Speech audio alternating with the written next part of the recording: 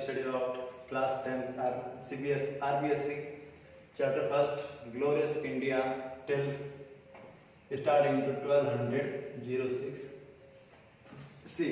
अब इसमें हमने प्रीवियस क्लास में हमने Maurya dynasty and administration of Maurya empire पढ़ लिया था, स्टडी कर लिया था।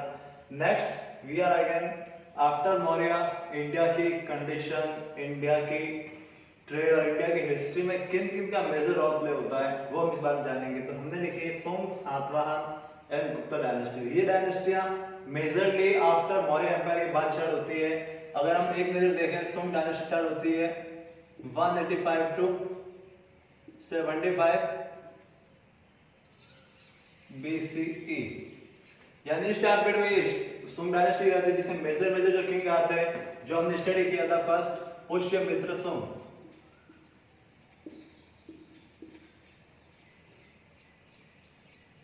पुष्यमित्र सोंग। अब इसमें हमने स्टडी किया था कि मौर्य डायनेस्टी का लास्ट रूलर था ब्रहदत्त, जिसको उसके सेनापति पुष्यमित्र ने मार दिया था, यानी killed by Brihadatta by Pushyamitra Sunga in 185 before common era. तो हमने उस समय उसकी हिस्ट्री पढ़ी थी। तो उसके बाद हमने डिस्कस किया था कि जो पुष्यमित्र था वो एक ब्राह्मण था और उसने अपने एम्पायर को इसलिए उसने विजिट किया था क्योंकि मौर्य एम्पायर में काफी ज्यादा जो मनी आती थी, गवर्नमेंट पब्लिक का टैक्स आता था, उसे विहार में या किसी दूसरों को प्रमोट करने में, पब्लिक प्लेस उसको यूटिलाइज नहीं कर दूसरी जगह उसको यूटिलाइज किया जाता। इसलिए पुष्यमित्र सोंग ने नई डायनेस्टी स्टार्ट की थी जिसे कहा गया था सोंग डायनेस्टी, जिसका major time period 185 to 75 before common era था। और इस टाइम पीरियड में पुष्यमित्र सोंग ने अपनी डायनेस्टी संभाली थी और इस डायनेस्टी के साथ साथ उसने स्टार्ट किया था अपने आप को। और इसके लिए मेजर 2 पॉइंट याद करने योग्य है। उसने एक तो किया था अश्वमेध यज्ञ, अश्वमेध यज्ञ किया था उसने। और दूसरी चीज उसने उसके टाइम पीरियड में अश्वमेध यज्ञ का आपने मतलब सुना होगा, जिसके बारे में रामायण महाभारत में भी लिखा था। अश्वमेध यज्ञ में रामायण जिसने देखी है उसको पता होगा कि अश्वमेध यज्ञ के टाइम पीरियड में अश्व होता था जिसके गले में एक टोकन लगाकर पूरे वर्ल्ड इंडिया ट्राई करते थे जहां तक वो अश्व विदाउट एनी हेरिटेज वापस वॉक करके वापस आ सकता था। तो वो सारी टेरिटरी किसकी होती थी? उस किंग की होती थी। तो इसका हमने उल्लेख रामायण में भी जब होता है। और उसके बाद पुष्यमित्र ने अश्वमेध यज्ञ उसने एक बार नहीं 2 बार किए थे, जो उसकी पावरफुलनेस बताती है पूरे इंडिया में उसकी टेरिटरी के लायक दूसरा कोई किंग उस समय इंडिया में नहीं था। उसके बाद पुष्यमित्र को रिमेंबर दूसरे का आंसर करते हैं पतंजलि। पतंजलि जो फेमस संस्कृत के पोएट, संस्कृत ग्रामेटिकल के जो एक्सपर्ट पोएट थे और जिन्होंने संस्कृत स्टार्टिंग करके ग्रामर बेस दिया था, वो पतंजलि, जिसे आज योग के प्रतिपत्ति बताया जाता है। तो ये पतंजलि अश्वमेध यज्ञ के मेन पंडित थे जिन्होंने पुष्यमित्र सोंग को अश्वमेध यज्ञ करवाने में श्रेय दिया था, यानी करवाने का जिम्मा उठाया था। वो ब्राह्मण या कौन थे? पतंजलि थे, जिन्होंने अपने संस्कृत की ग्रामर की डिस्कवरी भी किया था और अश्वमेध यज्ञ करवाने का उन्होंने श्रेय दिया था। यानी पुष्यमित्र सोंग के मेजर रोल 2 ही थे कि अश्वमेध यज्ञ उसने स्टार्ट किया था और पतंजलि उनके समय में थे, बाकी उसके दूसरे अचीवमेंट नहीं थे। और इसको भी जब इसने दूसरे किंग को मारकर अपना एम्पायर बनाया तो इसको भी उसके अमात्य वासुदेव ने, अब ये वासुदेव दूसरा ध्यान रखें, वासुदेव यादव डायनेस्टी के नहीं थे। इस वासुदेव अमात्य ने मारकर एक नई डायनेस्टी स्थापना की थी, वो थी कर्ण डायनेस्टी। यानी कि पुष्यमित्र सोंग मौर्य डायनेस्टी बाद में आया, इसके बाद कर्ण डायनेस्टी आई। कर्ण डायनेस्टी लॉन्ग टाइम सर्वाइव नहीं कर पाई और हिस्ट्री से बहुत ही जल्दी वहां से डिमोलिश हो गई, क्योंकि उस समय तक इंडिया में कुषाण डायनेस्टी जो आउट ऑफ इंडिया के थे, इन्वेडर थे, वो इंडिया में आ चुके थे। तो ये सारी चीजें उस समय इंडिया में आ चुकी थी। तो पुष्यमित्र सोंग के मेजर 2 ही रोल होते हैं, अश्वमेध यज्ञ करना और पतंजलि के बारे में परफॉर्म करना। और इसके लास्ट जो किंग था वो देवभूति था। देवभूति को वासुदेव ने डिफीटेड कर दिया और वासुदेव ने नई कर्ण डायनेस्टी की स्थापना कर दी थी। ये मेजर रोल थे वो सोंग डायनेस्टी के थे। उसके बाद एक और आती है जिसे हम स्टडी करें, तो वो आती है सातवाहन डायनेस्टी। अब सातवाहन का मतलब ये होता है इसे हिस्ट्री टाइम पीरियड में आंध्र सातवाहन भी कहा गया है। आंध्र सातवाहन का मतलब ये होता है कि साउथ में गोदावरी रिवर और कृष्णा रिवर, जो ये वाली टेरिटरी थी उसमें की, उसे क्या कहा जाता था? सातवाहन डायनेस्टी। अब सातवां डायनेस्टी स्टार्ट होती है, इसमें अलग अलग बुक्स में अलग अलग आपको दिया हुआ मिलेगा 16 BC टू 255 CE। तो ये टाइम पीरियड था, उसके लगभग 300 ईयर तक ये सर्वाइव करते थे इंडियन हिस्ट्री में। और इंडियन हिस्ट्री टाइम पीरियड के अकॉर्डिंग उसने अपने आप काफी पावरफुल भी बनाया। और इसके लिए famous south Indian major dynasty थी। तो उस समय नॉर्थ में कौन सी थी? तो नॉर्थ में आप रिमेंबर रखें अभी के लिए कुषाण डायनेस्टी, जिसे हम आपके इस चैप्टर सबसे लास्ट में दिया गया है, क्योंकि इंडियन नहीं थे, ये आउट ऑफ इंडियन थे, इसलिए आउट ऑफ इंडियन के देने के कारण हम इनको यहाँ बीच में स्टार्टिंग नहीं पढ़ते, सबसे लास्ट में इनको स्टडी करेंगे। तो कुषाण डायनेस्टी बाद में पढ़ेंगे, उससे पहले हम पढ़ते सातवां डायनेस्टी। सातवां डायनेस्टी मेजरली फेमस थी, तो आपने इसकी 3 नाम फेमस आते हैं। सातकर्णी, सातकर्णी फर्स्ट था जिसने अपने आप को काफी पावरफुल बनाया और अपने टेरिटरी को नॉर्थ इंडिया तक भी ले गया। और यहाँ पे दूसरी डायनेस्टी थी वाकाटक थी नॉर्थ में। यहाँ पे शक डायनेस्टी जो भी आउट ऑफ इंडियन थे उनको इन्होंने हराया और सातवां डायनेस्टी को पावरफुल बनाने का काम किया। फिर उसके बाद फिर एक और नाम आता है गौतमीपुत्र सातकर्णी, गौतमीपुत्र सातकर्णी। अब ये सारे अपने जो सातवां डायनेस्टी पहले डायनेस्टी साउथ इंडिया की, जिसने अपने मदर नेम को अपने नेम के आगे स्टैब्लिश करने का काम किया, क्योंकि ये डायनेस्टी थी जिसमें अपने मदर यानी साउथ इंडिया में आज भी देखा जाता है, तो उन्होंने अपने नाम क्या है कि mother name, village name, brother village name, grandfather name सारा नाम आज भी अप्लाई किए जाते हैं। तो ये ट्रेड जो शुरू किया था वो सातवां डायनेस्टी स्टार्ट किया था।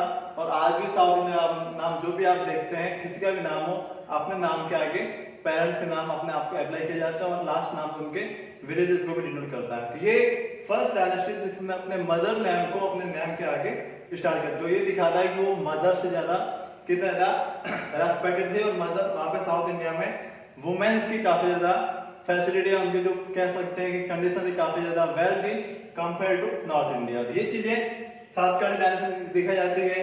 सातकर्णी फर्स्ट, फिर गौतमीपुत्र सातकर्णी, एक और आता है वशिष्ठ पुत्र सातकर्णी, पुलवामी, वशिष्ठपुत्र पुलवामी था। उसके टाइम में यहाँ पर एक शक डायनेस्टी हुआ करती थी जिसका रुद्रदमन किंग था, और उसके पुत्री से मैरिज करके उसने पूरे एंटायर मिडिल इंडिया को उसने क्या किया था, कैप्चर कर लिया था। इसलिए वशिष्ठपुत्र सातकर्णी का नाम भी हिस्ट्री में काफी ज्यादा फेमस है। अब ये सारी चीजें होने के साथ साथ इन्होंने स्टार्ट क्या किया था, वो अगर हम देखें तो इन्होंने सबसे ज्यादा रिलीजियस सेंटर बनाए थे, जिसे हम कह सकते हैं अपने वर्ड में रिलीजियस सेंटर, जिसे उपाश्रय स्थल एक जगह का नाम है, जिसे आज हम कह सकते हैं रिलीजियस। जैसे आज हम कई बार देखते हैं कि जगह जगह सर्किल पर चौड़ा पर बड़े बड़े हॉल बनाए जाते थे। तो ये स्टार्ट करने का जो ट्रेड है वो सातवां डायनेस्टी स्टार्ट किया था, क्योंकि बहुत सारे लोग होते पब्लिक प्लेस में आगे डिस्कस कभी ट्रैवलिंग करते रहते, उनके लिए ऐसी जगह होनी चाहिए जहां पर वो एस्टैब्लिश हो सके या सम टाइम इन्वेस्ट करके वापस नेक्स्ट डेस्टिनेशन के लिए जा सके। तो ये उपाश्रय था जिससे बहुत सारे लोग मिलते थे, आपस में डिस्कस करते, अपनी आइडियोलॉजी शेयर करते थे। उनको क्या कहा जाता है, उपाश्रय स्थल। जो सबसे पहले स्टार्ट किया था वो सातवां डायनेस्टी स्टार्ट किया था। उसके अलावा उस समय इनकी जो करेंसी थी वो सिल्वर कॉइन की थी, कि अब तक जब तक सातवां डायनेस्टी थी तब तक हमारे इंडिया के गोल्ड कॉइन थे, किंतु करेंसी में अप्लाई नहीं होते थे। गोल्ड कॉइन कह सकते हैं उस पर, किंतु राजा की मोहर नहीं होती, उस पर बस इंडिकेट होता था कि मौर्य डायनेस्टी की है या अदर डायनेस्टी की। बट स्टार्टिंग सिल्वर कॉइन थे जो सातवां डायनेस्टी में मिलते हैं। और साथ साथ इन्होंने एक नया ट्रेडिशन शुरुआत किया था, अग्रहार, अगार। ये लैंग्वेज जिसे आज वर्ड कहते हैं, जैसे कि उस समय सबसे पहले उन्होंने लैंड डोनेट करना ट्रेड शुरू किया था, वो था किनके लिए, ब्राह्मण के लिए। यानी ब्राह्मण अगर यज्ञ वगैरह करते थे तो उनको राजा उनको दान दक्षिणा देता था। तो सबसे पहले जो ट्रेड स्टार्ट किया था अगार देने का, मींस लैंड डोनेट करने का जो ट्रेड था, वो शुरुआत की थी सातवां डायनेस्टी ने। और इन्होंने बहुत सारे साउथ में चैत्य और विहार, आप ये दो वर्ड एक नए होंगे, चैत्य एंड विहार, ये दोनों बौद्धिस्ट फिलोसॉफी से ज्यादा रिलेटेड होते हैं। और सातवां डायनेस्टी सारे जितने भी रिलीजियस थे, भले बौद्ध हो, जैन हो, उस समय सनातन धर्म हो, उन सबको प्रॉपर्टी मानते थे और सबके लिए इक्वल थे, किसी से भेदभाव नहीं करते थे, हमने इसके लिए क्या दूसरे के लिए नहीं करेंगे। तो उन्होंने सातवां डायनेस्टी चैत्य और विहार जो बौद्धिस्ट मॉन्क होते थे, उनके पूजा स्थल और उनके योग करने की जो जगह होती थी, जैसे कि चैत्य है, विहार है, उसमें से एक जगह तो उनके ध्यान करने के लिए होती थी, एक जगह उनकी पूजा करने के लिए होती थी। उनके भी है ना ऐसे बहुत सारे चैत्य विहारों का आर्किटेक्चर है वो सातवाहन डायनेस्टी ने किया था। सातवाहन में एक फेमस जो आता है कार्ले का चैत्य, जो साउथ इंडिया में बना हुआ है, कार्ले का चैत्य है जिसकी लेंथ 40 मीटर है और उसकी जो हाइट देखी जाए वो लगभग 15 मीटर है। तो उस समय इतना बड़ा चैत्य बनाना आज भी हमारे समय में मुश्किल होता है, तो उसमें बिना बेस बिना टेक्नोलॉजी के उन्होंने इतने अच्छे से बनाया था, जो आज भी लगभग 2000 ईयर बिफोर बनाया गया, आज भी मान देखने के लिए अवेलेबल है। तो ये कार्ले का चैत्य है वो सातवाहन डायनेस्टी द्वारा इंडिया को दी हुई सबसे बड़ी आर्किटेक्चर की स्टार्टिंग गिफ्ट थी, तो जो आज भी हमें देखने को मिलती है। ये चीजें हम समझ सकते हैं आज के समय में, जो कि मेजर सातवाहन डायनेस्टी की मेजर फेमस है। यानी कौन कौन चीज हो गई, चैत्य विहार बनाने काम हो गया, सातकर्णी गौतमपुत्र, सातकर्णी वशिष्ठ पुत्र पुलवामी, ये मेजर डायनेस्टी के किंग थे। अभी अलग अलग थे, not for a particular time period, यानी कि इनके लिए कोई फिक्स नहीं कि सन अलग अलग जनरेशन थे, बट आफ्टर 10 किंग कमजोर हो गए, फिर 11 वाला किंग और पावरफुल हो गया, उसने वापस अपना को विजिट कर दिया। जो ये सारी चीजें थी वो अलग अलग इंडिया के अकॉर्डिंग उन्होंने सर्वाइव करते। फिर अगार एक ये नया कीवर्ड है जो आपको देखते हैं मिलता सातवाहन डायनेस्टी में, और एक उपाश्रय और एक करेंसी, ये 3-4 मेजर पॉइंट है। बाकी सातवाहन डायनेस्टी में डीपली पढ़े तो काफी ज्यादा लॉन्ग बुक बन सकती है, but as per class 10th level ये काफी माइनर चीज आपकी बुक में ये इश्यू की गई है। ये होती है सातवाहन डायनेस्टी। फिर इसके बाद इंडिया फिर भी हिस्ट्री में सर्वाइव करता रहता है, बहुत सारे foreigner, Shaka, Pallava, Kushan, different dynasty, different caste के आउट ऑफ इंडिया पर अटैक करते रहते हैं। फिर भी वो इंडिया में आने के बावजूद भी इंडिया में वो बने रहते हैं, सबसे बड़ी पावरफुल बात है। हम फिर जो थर्ड डायनेस्टी इंडिया की मेजर डायनेस्टी थी वो हम स्टडी कर रहे हैं, वो आती है गुप्ता डायनेस्टी, जो स्टार्ट होती है 390 से और लास्ट चलती है 455 या मेजर इससे भी क्या है तो 555 पे चलती है। और इसमें कुछ बुक्स 275 भी अप्लाई करती है, बट जो मेजर किंग स्टार्ट होते हैं वो 319 से स्टार्ट होते हैं, क्योंकि 319 में सबसे बड़ा गुप्ता एरा जो स्टार्ट किया गया था चंद्रगुप्त फर्स्ट के द्वारा। उससे पहले इसको स्टैब्लिश की थी वो थे श्रीगुप्त थे, जिन्होंने इसे स्टार्ट किया था। एक रिमेंबर बात भूल गया मैं, सातवाहन के जो फाउंडर थे वो थे सिमुक, ये नाम याद करें, सिमुक ये फाउंडर थे सातवाहन डायनेस्टी के लिए। और इनकी जो कैपिटल थी जिसे हम जनपद पढ़ा था, पैठन जनपद था एक, जो महाराष्ट्र में आज भी प्रतिष्ठानपुर या पैठन, जो कि सातवाहन डायनेस्टी की क्या थी कैपिटल थी। तो इससे आपको बताना भूल गया था, वापस मुझे याद आ गया। अब वापस देखते हैं गुप्ता एरा में। गुप्ता एरा में इसकी जो स्टार्टिंग श्रीगुप्त के द्वारा हुई थी। फर्स्ट फेमस किंग आता वो चंद्रगुप्त फर्स्ट, चंद्रगुप्त फर्स्ट। अब कंफ्यूज ना हो, ये चंद्रगुप्त है और वो चंद्रगुप्त मौर्य था जो मौर्य डायनेस्टी से बिलोंग करता था। ये चंद्रगुप्त फर्स्ट है। उसके बाद सेकंड आता है समुद्रगुप्त,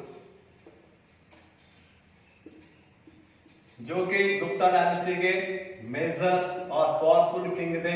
समुद्रगुप्त जिन्होंने न केवल एंटायर इंडिया और लगभग साउथ इंडिया को उन्होंने क्या किया था, विजिट किया था।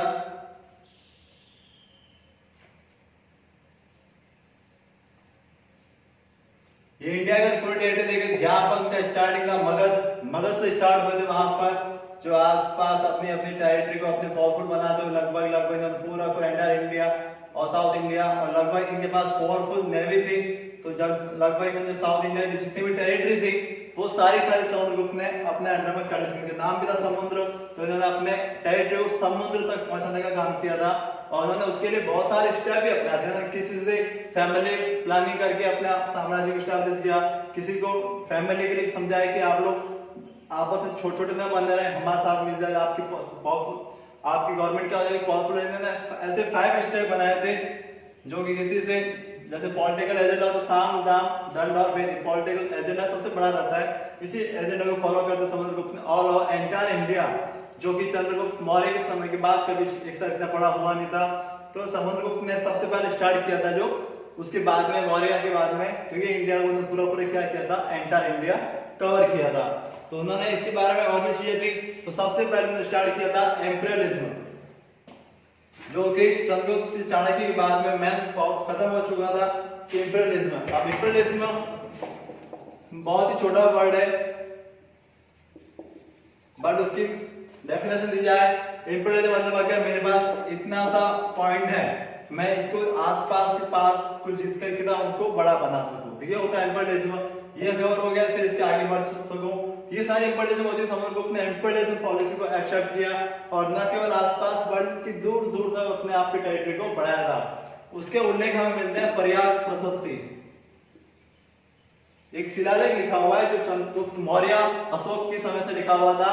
उसके नीचे उन्होंने समुद्रगुप्त ने पुराने को मिटाकर नहीं बल्कि उसी के साथ में लिखा था कि जो बड़े ग्लोसरियस चंद्रगुप्त मौर्य और अशोक ने बनाई थी उसी के साथ मैं वापस एंटायर इंडिया को एक साथ करने का काम करता हूं। तो उन्होंने प्रयाग प्रशस्ति थी जिसे रिटर्न बाय लिखा था हरिशैन ने। हरिशैन एक राइटर था, पोएट था जो समुद्रगुप्त के टाइम पे था। उन्होंने एक पूरे समुद्र के जितने भी विनिंग प्लेसेस थे उनके बाद उन्होंने डिस्क्रिप्शन लिखा है ताकि आज के लोग भी समझ सके उस समय ऐसा पावरफुल किंग था जिसने एंटायर इंडिया को विजिट भी किया था। तो ये प्रयाग प्रशस्ति आती है।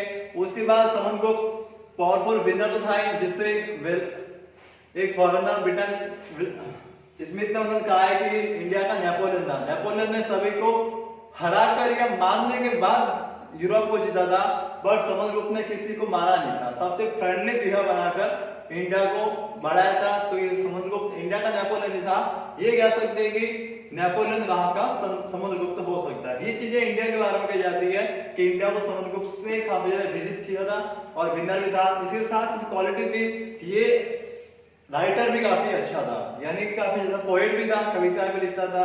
इसके अलावा और इसकी बड़ी बात देखी जाए तो ये मल्टी पर्सनालिटी था, यानी कि लड़ाई करने में विनर फाइटर था, कविता लिखता था, पोएट था। उसके अलावा म्यूजिक भी काफी ज्यादा ही बजा लेता था, यानी सीता जो गिटार हम आज देखते हैं, जो सरस्वती माता सरस्वती हाथ में रहती है गिटार या वीणा, तो वो भी उन्होंने काफी अच्छी बजाई। उसके हाथ भी हमें एविडेंस मिलते हैं कि कुछ कॉइन मिले हमें जिस पर समुद्रगुप्त को वीणा बजाते हुए भी बताया गया। यानी कि मल्टी पर्सनालिटी टैलेंटेड किंग था हमारे इंडिया के लिए, जो पूरे इंडिया को आगे भी बढ़ाया और साथ साथ इंडिया के कल्चर और इंडिया की ट्रेडिशन को भी काफी ज्यादा उन्होंने इंपॉर्टेंस दिया। और उसके साथ साथ और भी चीज आती है तो रेस्पेक्टेड ऑल रिलीजियस, सभी रिलीजियस को एक्सेप्ट भी करता था, हिंदू, बौद्ध, जैन, शिव, शक्ति, जितना भी डिफरेंट टाइप्स के रिलीजियस थे सबको एक्सेप्ट भी किया उसने और उनको आगे से आगे उसने प्रमोट भी किया। ये सारी चीजें थी जो उसने पावरफुल बनाई आगे। उसके बड़ी बात मैंने बताया, इसके पास पावरफुल नेवी भी थी जो उसने आसपास की टेरिटरी को विजिट करने का काम भी किया था। ये समुद्रगुप्त थे जिन्होंने काफी ज्यादा अचीवमेंट किए थे हमारे इंडिया के लिए। उसके बाद इनके थर्ड सन आते हैं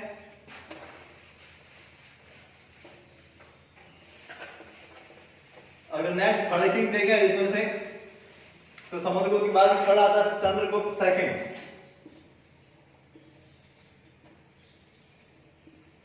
चंद्रगुप्त सेकंड जो कि चंद्रगुप्त फर्स्ट का थर्ड नंबर था और इन्होंने भी काफी ज्यादा जो समुद्रगुप्त ने इंडिया को विजिट किया था उनके साथ साथ उन्होंने उसको भी और भी ज्यादा क्या किया था, बढ़ावा दिया था। तो इनके रिलेशन काफी अच्छे थे और साथ साथ इन्होंने जो साउथ का एक मार्शाटा किंगडम था जो समुद्र के बाद में यहाँ पर थोड़ा सा फ्री हो चुका था, तो चंद्रगुप्त सेकंड ने क्या किया, अपने सिस्टर का मैरिज वहां पर कर दी और जब वहां का किंग एक्सपायर हो गया तो डायरेक्ट फिर खुद ही चंद्रगुप्त ने यहाँ से पूरी को इसको एंटर करने का वापस काम भी किया। यानी कि इन्होंने फ्रेंडली रिलेशन बना के पूरे इंडिया के साथ वापस सपोर्ट कोऑपरेट किया था। इंडिया यूनाइटेड बना रहे, अलग अलग पार्ट डिवाइडेड ना रहे, ये उनकी अचीवमेंट हुई थी।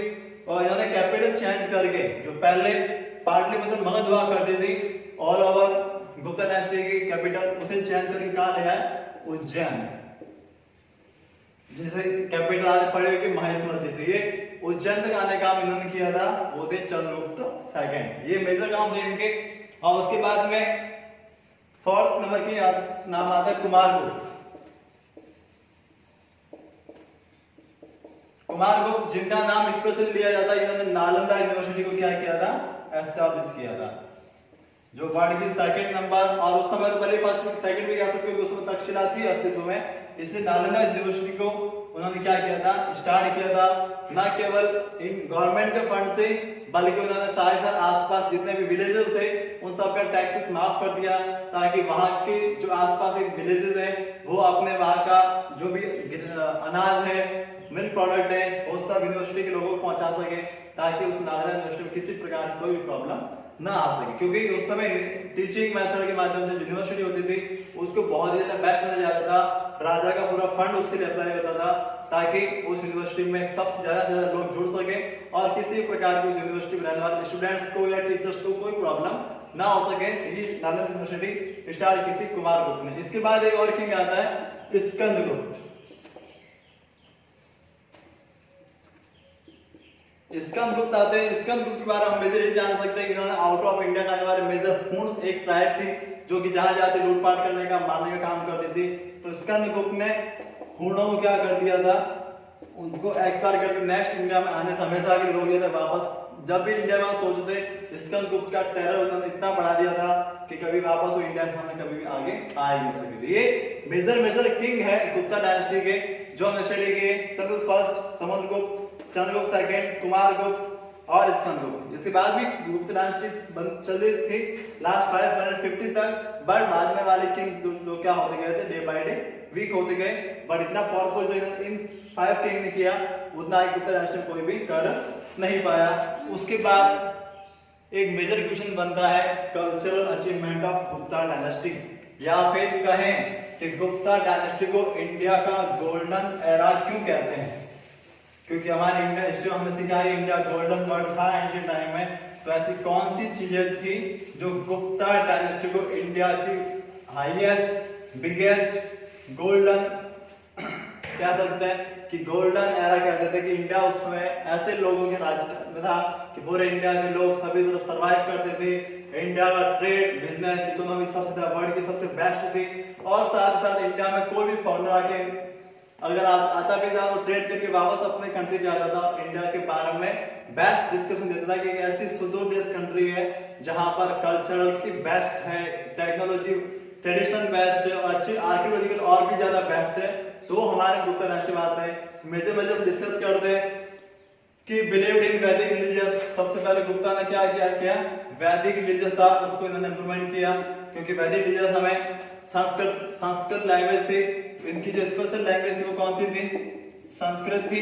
संस्कृत की तो श्योर बात है कि वैदिक रिलीजियस फॉलो कर रहे हैं। तो उन्हें उनके टाइम में विष्णु पूजा, शैव पूजा, first time all over India की फर्स्ट टाइम में वो मूर्ति पूजा ये कहते हैं स्टेच्यू बनाने का जो काम है सबसे पहले स्टार्ट हुआ था वो गुप्ता डायनेस्टी में हुआ था। उससे पहले हमारे इंडिया में मूर्तियां बनाई नहीं जाती थी। गुप्ता डायनेस्टी में हमने मूर्तियां बनाना सीखा और मूर्ति के साथ हमने पूजा करना भी सीखा कि हम मूर्ति की पूजा कैसे कर सकते हैं। और संस्कृत लैंग्वेज थी, इसलिए जिसमें भी एपिक ग्रंथ है, रामायण, महाभारत या संस्कृत के बारे में अगर स्पेशल इसी डायनेस्टी में बात करें, कालिदास जो संस्कृत के महान विद्वान थे और इन्होंने वैसे बहुत सारे नाटक लिखे संस्कृत में जो आज भी इंग्लिश लिटरेचर में हमें इंडिया वालों को पढ़ाए जाते हैं।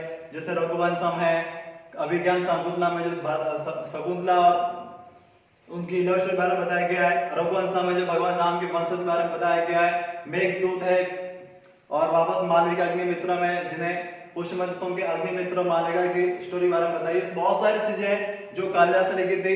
फिर एक और नैना माना शूद्रक, ये भी राइटर थे जिन्होंने किताब लिखी थी। और उसके आगे आता है विशाल ने मुद्रा राक्षस नाम की किताब लिखी थी। ये सारी चीजें आपकी बुक में लिखी गई है। मैं आपको बस एक्सप्लेन कर रहा हूँ कि आप इसे अंडरस्टैंड करें कि संस्कृत उस समय इतने ज्यादा हाई लेवल कैसे हो चुकी थी। क्योंकि आज हम संस्कृत में केवल कुछ चीजें डिस्कस करते हैं, 10th तक पढ़ने के लिए लेते हैं, बट उस समय ऑल ओवर इंडिया की लैंग्वेज थी वही क्या थी, संस्कृत थी। सभी लोग संस्कृत में टॉकेटिव करते, संस्कृत चीजों में एक्सेप्ट होते और ये बहुत सी चीजें जानते थे। उसके अलावा संस्कृत खुद एक गवर्नमेंट रिकॉर्ड की जो बुक थी, जितना भी डॉक्यूमेंट्री, जितना भी कॉइन्स है उसका डिस्क्रिप्शन लिखना है वो सब कुछ किसमें लिखा जाता था, संस्कृत में लिखा जाता था। ये सारी चीज संस्कृत के कारण थी। और उसके अलावा और बात करें तो उस समय और अचीवमेंट क्या था, बड़े बड़े जो साइंटिस्ट थे हमारे इंडिया के, आर्यभट्ट, वराहमिहिर, ब्रह्मगुप्त, इतने साइंटिस्ट थे जो गुप्त डायनेस्टी में मेजर थे। उस समय एस्ट्रोलॉजी, फिजिक्स, एस्ट्रोलॉजी बारे में, अलजेब्रा के बारे में, डेसिमल सिस्टम के बारे में और साथ साथ में सोलर सिस्टम के बारे में एक्सप्लेनेशन दे दिया जहाँ पूरे वर्ल्ड के बारे में पता भी नहीं था। ये इतने साइंटिस्ट के अंदर, क्योंकि किसी भी कंट्री में आगे बढ़ना है तो आगे एक तो होना चाहिए साइंटिस्ट फील्ड में, एक होना चाहिए अचीवमेंट फील्ड में, आर्कियोलॉजिकल फील्ड में। आर्कियोलॉजिकल जब बात करें तो उस समय एक दशावतार मंदिर बना हुआ है जो महाराष्ट्र में है, सॉरी एमपी में दशावतार मंदिर है। और भी जितने भी उनके कॉइन वगैरह है वो सारे कैसे कॉइन थे, गोल्डन कॉइन थे, क्योंकि सबसे पहले स्टार्ट गोल्डन कॉइन किए थे वो कुषाण डायनेस्टी थे, किंतु सबसे ज्यादा जो गोल्ड कॉइन मिले वो हमें किसके मिले, गुप्ता डायनेस्टी के मिले। क्यों? क्योंकि उस समय पूरे इंडिया को क्या कहते थे, गोल्डन एरा कहते थे, इसलिए क्योंकि सारे ज्यादा कॉइन मिले उनको किसके मिले, गोल्डन कॉइन मिले। और दूसरी बात ये इसमें और क्या देखा फायदेमंद था, इसमें पेंटिंग थी, वो भी आगे से बेस्ट टू बेस्ट लेवल पे पहुंची, जिसे हम कहते हैं आज के टाइम कहते हैं मॉरल आर्ट, जिसे वॉल पेंटिंग के में इजी आप समझ सकते हैं। उस समय अजंता एलोरा आज की जो आप केव देखते हैं वो गुप्ता डायनेस्टी में बनी गई वर्ल्ड की सबसे लार्जेस्ट आर्ट गैलरी बनाई गई थी उस समय, जो आज भी औरंगाबाद महाराष्ट्र में अजंता एलोरा केव में आज भी बनी हुई है। और आज उन पेंटिंग को आप देखेंगे तो आपको यकीन नहीं होगा कि ये आज या कल बनाई गई नहीं है, लगभग 2000 ईयर पहले क्या हुई बनाई गई थी। तो आज भी आप रिसेंटली देखते हैं तो ऐसा लगता है कि सामने कोई रियल में कोई इंसान वहां पर रियल में फेस हो रहा है। 3D पेंटिंग से आज हम मानते हैं वो उस समय बनाई गई थी, जो गुप्ता डायनेस्टी का बेस्ट अचीवमेंट कहा जाता है। और इसके अलावा और भी देखें तो दशावतार जो टेम्पल है वो आपके यूपी में बना हुआ है, देवगढ़ में है। दशावतार टेम्पल है वो यूपी में बना हुआ, आज भी आप यूपी में जाए तो देख सकते हैं, देवगढ़ में है यूपी में, जो दशावतार मंदिर आर्कियोलॉजिकल सबसे बेस्ट एग्जांपल है जो हमें उस समय का देखने के लिए मिलता है। और भी अगर बात करें तो सबसे बड़ा एग्जांपल आयरन पिलर, ये हमारे साइंस का सबसे एक्सपर्ट है, सबसे वंडरफुल अचीवमेंट देखें आयरन पिलर है, जो चंद्रगुप्त सेकंड थे उन्होंने बनाया था, और उससे पहले उसे एस्टैब्लिश अशोक सम्राट ने किया था, उसको अपडेट किया था चंद्रगुप्त सेकंड ने। और यह समस्त आयरन पिलर जो आज भी बना हुआ है तो आज भी अपने आयरन पॉलिश का इतना फेमस है कि पूरे वर्ल्ड के साइंटिस्ट आज तक चेक नहीं कर पाए कि उस पर रस्टिंग क्यों नहीं होती। जो कि नॉर्मल साइंस कहते हैं कि आयरन अगर वाटर से कवर्ड होगा तो रस्टिंग होगा, बट उस आयरन पिलर लगभग बिफोर 2000 ईयर हो चुके हैं, रैनफॉल के अंडर ओपन प्लेस पे है, बट आज तक उस पर रस्टिंग नहीं हुई। ये गुप्ता डायनेस्टी का सबसे बड़ा अचीवमेंट है जो आज भी पूरे वर्ल्ड के लिए क्वेश्चन मार्क शो करता है कि how it is possible in this long ago. तो ये हमारा अचीवमेंट है जो मोस्ट ऑफ दी हमें। और एक बुद्धा की स्टेच्यू मिली है जो 7.5 फीट, यानी ऐसे मेरी हाइट से प्लस बड़ी होगी, तो वो इतनी बड़ी मूर्तियां उस समय बनाना भी सक्सेस था। और जो बड़ी बड़ी मूर्तियां मंदिर में मिली है वो भी लगभग इतनी बड़ी हाइट की मिली थी। आप समझ सकते हैं उस समय गुप्ता डायनेस्टी किस प्रकार से ब्रॉड लेवल पर थी। कल्चरल आर्ट देखें, आर्किटेक्चर देखें, पेंटिंग देखें, कल्चर देखें, संस्कृति देखें, या उस समय की सोसाइटी देखें, वो भी काफी ज्यादा बेस्ट थी गुप्ता डायनेस्टी की। ये हमने कल्चर देखी, अब इसका नेक्स्ट पार्ट देखते हैं सोसाइटी, क्योंकि सोसाइटी ही सबसे बड़ी पावरफुल होती है किसी डायनेस्टी को प्लस करने में।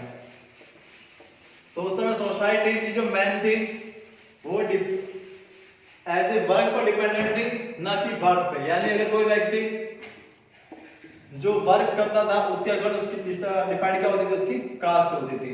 अगर वर्क उसने पावरफुल का किया तो क्या पता था कि उसमें जो मेजर वर्ण थी वो वर्ण अरेंजमेंट था, जैसे ब्राह्मण, क्षत्रिय, वैश्य और शूद्र।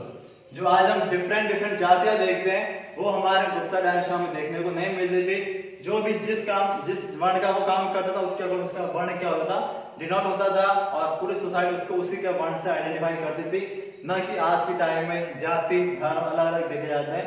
बट गुप्ता एरा में ऐसा बिल्कुल भी नहीं था, क्योंकि गुप्ता डायनेस्टी केवल 4 वर्ण को मानती थी और इनके अकॉर्डिंग इसमें कोई सब कास्ट के आगे और भी कास्ट ऐसे बिल्कुल भी नहीं होती थी। ये हमारा सिस्टम उसमें बेस्ट चलता था, जो कोई किसी प्रकार का भेदभाव डिस्क्रिमिनेशन देखे वो बिल्कुल भी नहीं होता था। ये सारी चीजें उस समय थी।